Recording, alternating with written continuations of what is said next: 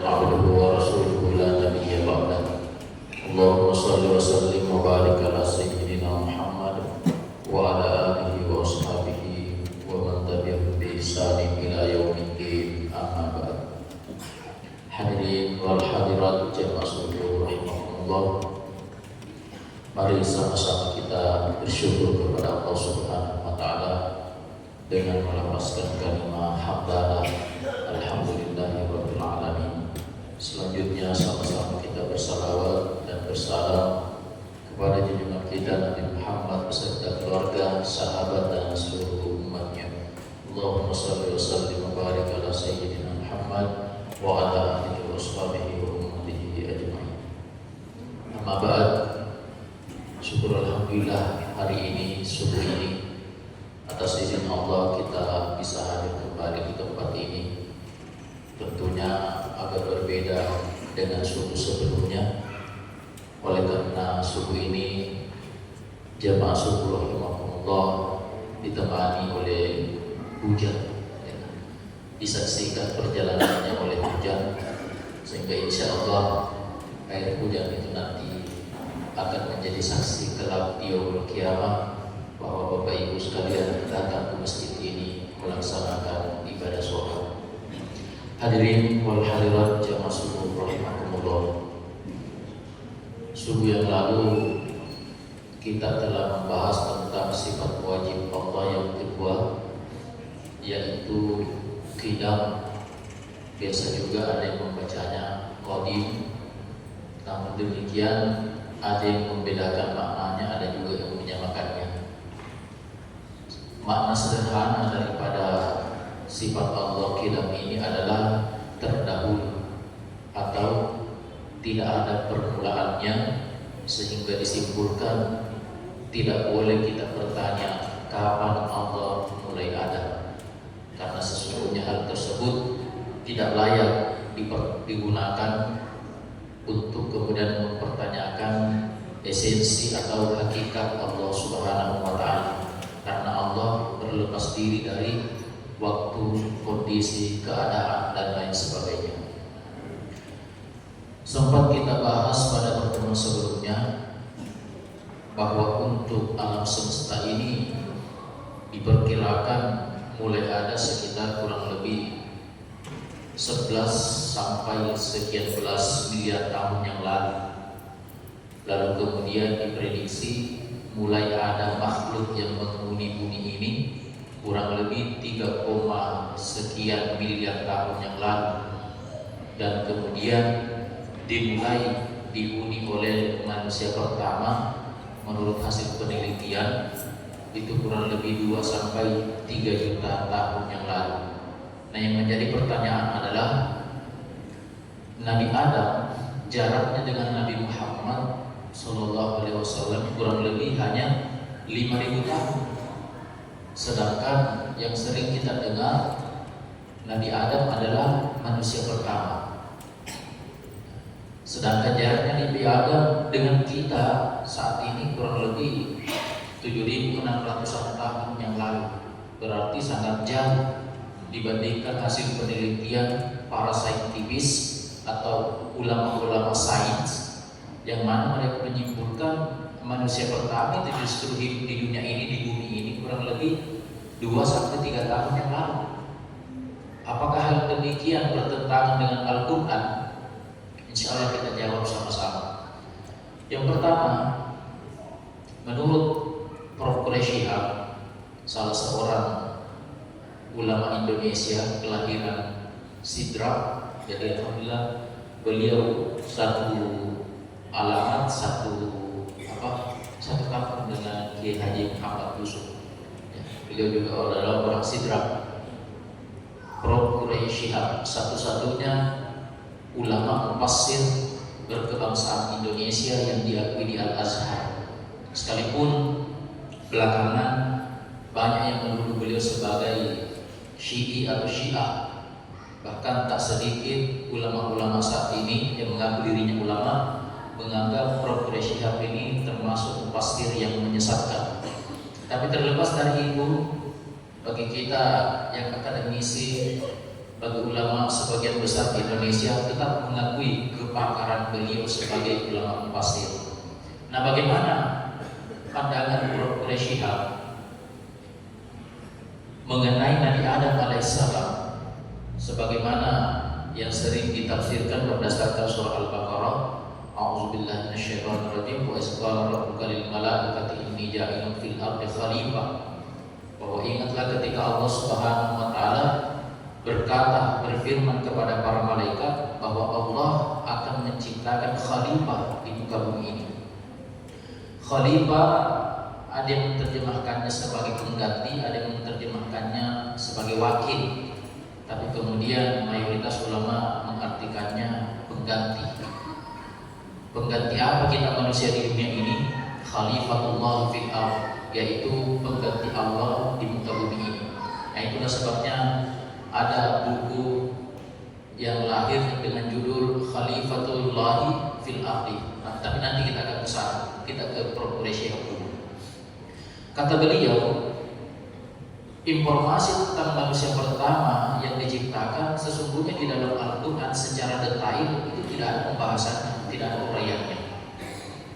Yang ada di dalam Al-Quran berdasarkan tafsiran ulama-ulama kita maupun berdasarkan hadis Nabi, itu mereka sepakat bahwa Nabi Adam manusia pertama. Hanya saja kata Prof. Syihab, antara diciptakannya Nabi Adam sebagai manusia pertama sampai kepada wa nafakhtu fihi min wa nafakha fihi min ruhi, itu kita tidak tahu terjadi apa di situ. Artinya apa begini? Logika yang diberikan oleh Prof. Syihab, anggaplah ini A. Ini yang pertama, lalu kemudian ini ditiupkannya roh.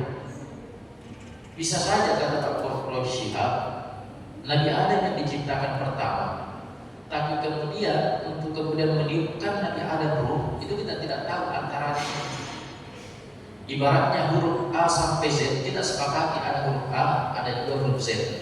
Tapi B, C, D, E, F, G sampai Z ini kita tidak tahu kejadian apa yang terjadi di sini. Sehingga itulah kemudian dikatakan oleh Prof. Syihab bahwa bisa jadi Nabi Adam alaihissalam yang diciptakan pertama kali, tapi kemudian untuk diutusnya ke bumi ini bisa saja belakangan. Nah, sehingga kemudian pemahaman ini tetap sejalan dengan pemahaman Al-Quran. Tapi kemudian kata beliau, pemahaman yang kedua yang harus kita miliki adalah bahwasanya ilmu dengan Al-Quran itu tidak selamanya harus disepadankan. Ada kalanya ilmu dengan Al-Quran itu harus dibedakan, termasuk dalam konteks atau pembicaraan tentang penciptaan manusia pertama. Artinya apa? Jikalau Al-Quran mengatakan Nabi Adam sebagai manusia pertama, oke, selesai, karena itu adalah keyakinan. Tapi kalau kemudian ilmu sains ingin mengatakan bahwa ada makhluk manusia sebelum Nabi Adam alaihissalam, maka tidak masalah, terserah mereka, itu adalah ilmu dan itu adalah sains, mau percaya atau tidak terserah. Nah, sehingga Prof. Syihab pada level ini sesungguhnya beliau menghargai hasil penelitian oleh ulama-ulama sains yang kemudian menyimpulkan seperti demikian. Sesungguhnya jamaah subuh rahimakumullah, nah ini kita anggaplah materi pada kesempatan ini materi kuliah, ya, jadi materi kuliah bukan materi ceramah, ya. Dan tidak apa-apa sebagai tambahan ilmu, karena ini nantinya akan membawa kita kepada pemahaman tentang betapa Tuhan yang kita yakini selama ini adalah Zat yang Maha Sempurna, Maha Segalanya. Persoalannya selanjutnya muncul baik di tubuh orang Muslim maupun orang Barat sana, karena adanya seorang ilmuwan yang bernama Charles Darwin yang kemudian membuat sebuah teori yang nantinya dikenal sebagai teori Darwinisme. Orang inilah yang pertama kali, ada juga sebenarnya mengatakan sebelum beliau, Darwin inilah yang mengatakan dalam teorinya bahwa manusia itu sesungguhnya awal mulanya adalah gerak. Jadi menurut Darwin, kita manusia ini awal mulanya adalah gerak. Tapi kemudian dalam perkembangannya, karena perjalanan waktu, perubahan zaman, perubahan kondisi, perubahan alam semesta, itulah kemudian yang nantinya membuat kita ini terbentuk. Jadi kesimpulan dari Charles Darwin ini menganggap bahwa manusia itu nenek moyangnya adalah gerak. Nah, banyak kemudian orang-orang Muslim yang mengatakan, dia nih mungkin dia sendirian dari gerak, kita ini bukan. Ya. Nah, terkait teori Darwinisme ini, terkait teori Darwin ini, di Islam ternyata terbagi 3 orang menerimanya. Ada yang menolaknya, ada yang menerimanya atau mendukungnya, ada juga yang mengakomodasi pendapat ini. Mengapa mereka menolak? Karena sesungguhnya menurutnya baik Al-Quran maupun kitab suci yang lain seperti Bible punya orang Nasrani atau orang Yahudi itu juga kan mengakui bahwa sesungguhnya manusia pertama itu adalah Adam. Bukan justru dari gerak seperti yang disampaikan oleh Darwin tadi.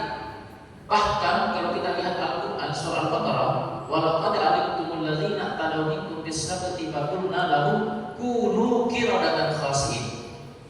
Yang ada kalau di dalam Al-Quran bukannya manusia dari gerak, tetapi sebaliknya ada manusia yang pernah dilaknat oleh Tuhan menjadi gerak.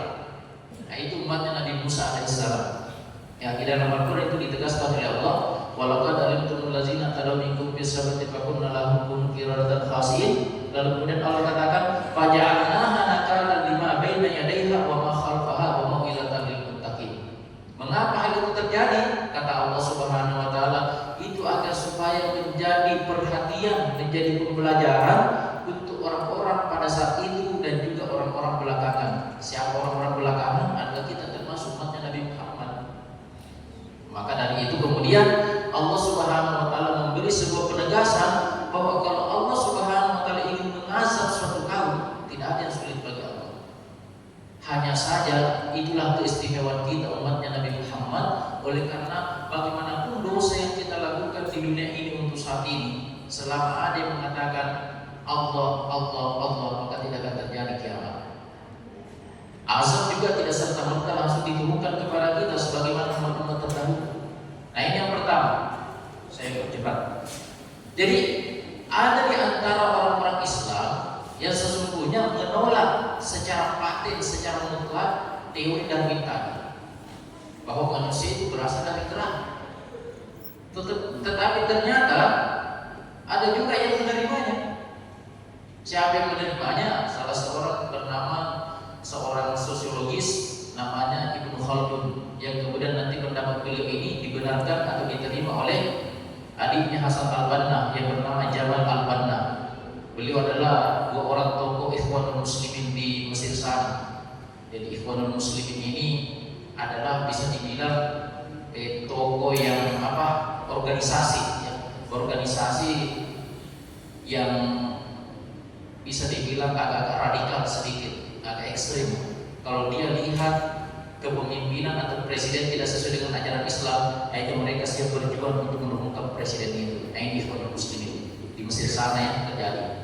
Nah, ternyata menurutnya apa yang disebutkan oleh Darwin itu sesungguhnya tidak bertentangan dengan Al-Quran, tidak bertentangan pula dengan hadis Nabi. Nah, seperti tadi penjelasan daripada Prof. Syihab, kira-kira seperti itu pemahamannya. Sehingga kemudian diterimalah pendapat bahwa sesungguhnya manusia itu bisa jadi berasal dari gerak. Tetapi pembahasan beliau lebih luas. Lebih luas dari mana? Dia mulai dari bahwa proses terjadinya manusia itu awalnya adalah Allah Subhanahu wa taala menciptakan sebuah benda, yang mana benda ini juga tidak dijelaskan benda seperti apa. Namun yang jelasnya dia ada benda padat, lalu kemudian seiring berjalannya waktu karena proses perubahan waktu, perubahan zaman, perubahan kondisi, lalu kemudian sedikit demi sedikit benda padat tadi ini menjadi tumbuhan. Lama kelamaan dia berubah menjadi hewan. Lama kelamaan hewan inilah nanti yang menjadi manusia. Ini menurut Jamal al-Banna, adiknya Hasan al-Banna. Yang ketiga, ada yang memahami bahwa sesungguhnya Allah Subhanahu wa taala pernah menciptakan manusia sebelum Nabi Adam. Hanya saja manusia yang diciptakan sebelum Nabi Adam ini tidak dilengkapi dengan ilmu. Sehingga itulah sebabnya kita kembali ke surah Al-Baqarah ayat 30. Ketika Allah berfirman kepada malaikat, "Inni ja'ilun fil ardi khalifah," sesungguhnya aku, kata Allah, akan menjadikan menjadikan di dunia, di bumi khalifah. Malaikat merespon, "Ataj'al fiha may yufsidu fiha wa yasfiku dima." Bagaimana mungkin ya Allah Engkau akan menciptakan makhluk yang mana mereka nanti akan melakukan pertumpahan darah, melakukan kerusakan di bumi? Jadi malaikat seakan-akan tidak terima. "Ataj'al fiha may yufsidu fiha wa yasfiku dima." Kenapa Engkau ya Allah ingin menciptakan makhluk-makhluk yang akan melakukan kerusakan, melakukan pertumpahan di bumi? Padahal nahnu nusabbihu bihamdika wa nuqaddisu lak. Kami ini senantiasa memuja dan memujimu, mensucikanmu ya Allah. Tapi kemudian Allah jawab apa?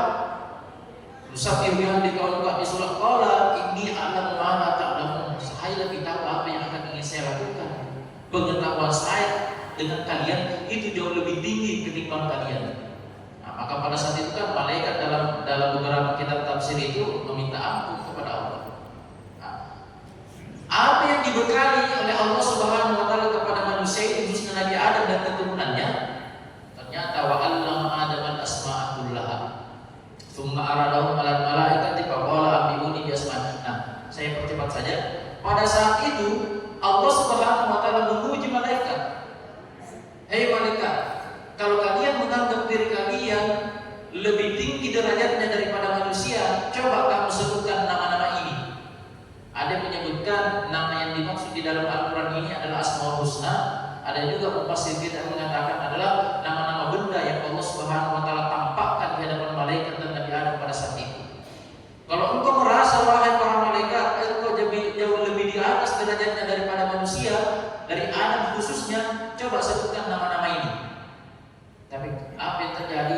Nabi malaikat pada saat itu ternyata tidak mampu memberikan jawaban atas apa yang Allah Subhanahu wa taala minta. Maka Allah Adam al-asma'a, Allah mengajarkan ilmu itu kepada Nabi Adam alaihissalam, sehingga kemudian muncullah kesimpulan bahwasanya bisa jadi Allah Subhanahu wa taala telah menciptakan manusia sebelum Nabi Adam, tapi manusia yang diciptakan oleh Allah ini adalah manusia-manusia yang tidak dibekali dengan ilmu.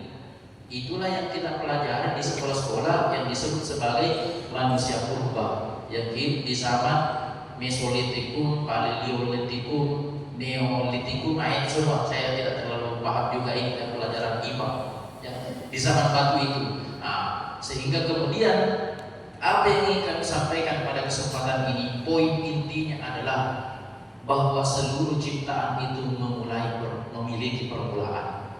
Semua ulama yang kami sebutkan tadi, Prof. Shihab, Hasan al-Banna, dan sebenarnya termasuk di pendapatnya Harun Yahya yang menolak tentang manusia dari kalam, lalu kemudian Imam Masjid Ibnu Abbas, pasti ketua di Mesir sana, namanya Abu Shalih As-Qadim. Nah, beliau-beliau inilah yang sesungguhnya mengatakan seperti demikian tadi, sepakat bahwa makhluk memiliki masa permulaan diciptakan.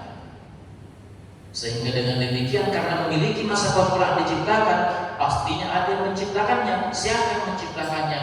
Adalah Allah Subhanahu wa taala. Makanya di dalam hadis dikatakan, kana Allahu wa lam yakun syai'un ghairuh. Allah itu sudah ada, sedangkan pada saat itu belum ada sesuatu apapun. Ini berarti bahwa Allah adalah zat yang tidak memiliki permulaan.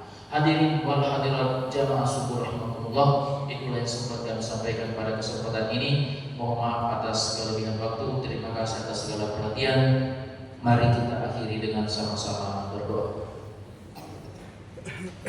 Astagfirullahaladzim, astagfirullahaladzim, astagfirullahaladzim. Amin. Bismillahirrahmanirrahim. Alhamdulillahirabbil alamin. Wassallallahu ala sayyidina Muhammadin wa ala alihi washabbihi wasallam. Allahumma lakal hamdu wa ilaikal mushtaka wa antal musta'an wa la haula wa la quwwata illa billahil aliyyil azim. Allahumma ighfir lana dzunubana. Allahumma ighfir lil muslimina wal muslimat wal mu'minina wal mu'minat wal ahya'i minhum wal amwat. Allahumma ighfir lana wa liwalidina warhamhum kama rabbawna shighara. Allahumma a'izzal Islam wal muslimin. Allahumma ansur ikhwanana al muslimin al mujahidin fi Palestin. ودمر أعداءك أعداء الدين وأعل كلمتك إلى يوم الدين. ربنا هب لنا من أزواجنا وذرياتنا قرة أعين واجعلنا للمتقين إماما. ربنا زدنا علما وارزقنا فهما.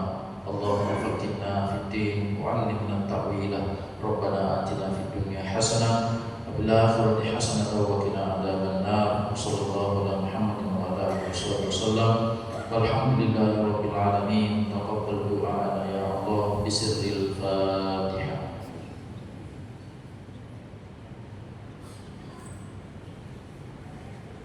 ولا ضالين.